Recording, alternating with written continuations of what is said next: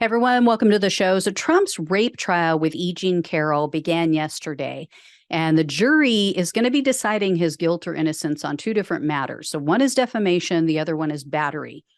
The judge started the trial by warning the attorneys to avoid, quote, conduct that has the potential for civil unrest. So, of course, Trump promptly ignored that warning, which I'll explain in a minute.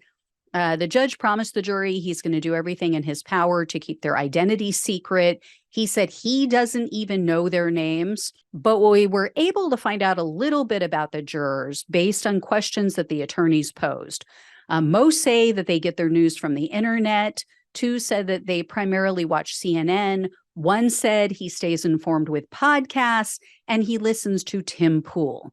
If you guys aren't familiar with Pool, he claims to be a former Democrat, but he pushes all this right-wing propaganda. There were a couple of things that all of the jurors agreed upon, though. None of the jurors believe that the election was stolen in 2020. They also don't use Trump's failing social media site, Truth Social. So the jury was seated. Opening arguments commenced yesterday. Carroll's attorney described the rape, alleged rape, in graphic detail. And she told the jury that Carroll has two friends who she told at the time of this alleged encounter. One of the friends encouraged her to go to the police. The other friend, who's a TV anchor named Carol Martin, she's expected to testify in this trial, and she warned Carroll against taking legal action. She said that Trump basically was too rich, he was too powerful, he would have a team of attorneys, and he would destroy her. So she obviously took the second friend's opinion. Trump's attorney, Joe Tacopina, tried to use Carroll's silence about it against her. You know, in his opening remarks, he basically intimated that, she waited so long to step forward, so she lacks credibility. Anyone who's been sexually assaulted knows that that is insulting and it's complete and utter nonsense. Tacopina also told the jury that Carroll has financial motives for accusing Trump. He brought up the fact that she's met with anti-Trump attorney George Conway.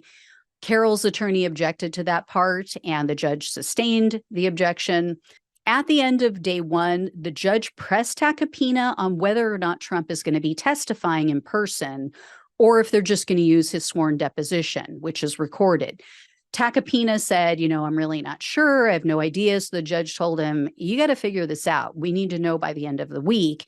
And the judge told him it was time to, quote, fish or cut bait. So that was yesterday.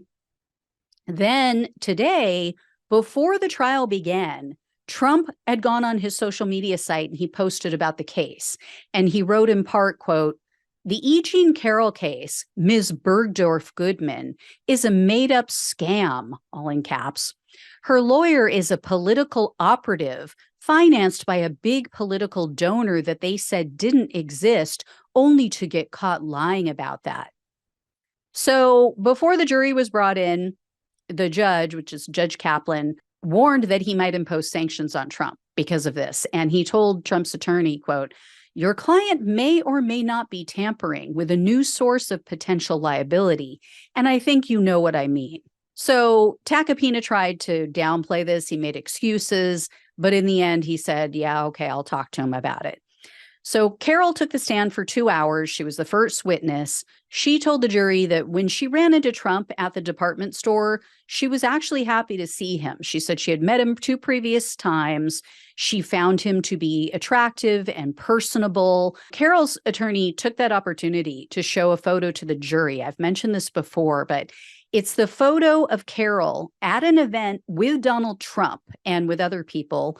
But this is a key piece of evidence because Trump claims, I've never met her. I didn't even know her. And then he also said, which is why she's suing him for defamation, she's not my type. Well, when Trump was shown this photo during his deposition, and he was asked, do you know who this woman is? He mistook Carroll for his second wife, Marla Maples. He said, yeah, that's Marla Maples. So she wasn't your type, but you thought she looked exactly like your second wife? The woman with whom you cheated on your first wife with and left her for? Yeah. So anyway, Carroll explained in vivid detail again how Trump allegedly violated her. She conceded that she was physically abused by her second husband. She's also said that she was molested by a camp counselor when she was only 12 years old.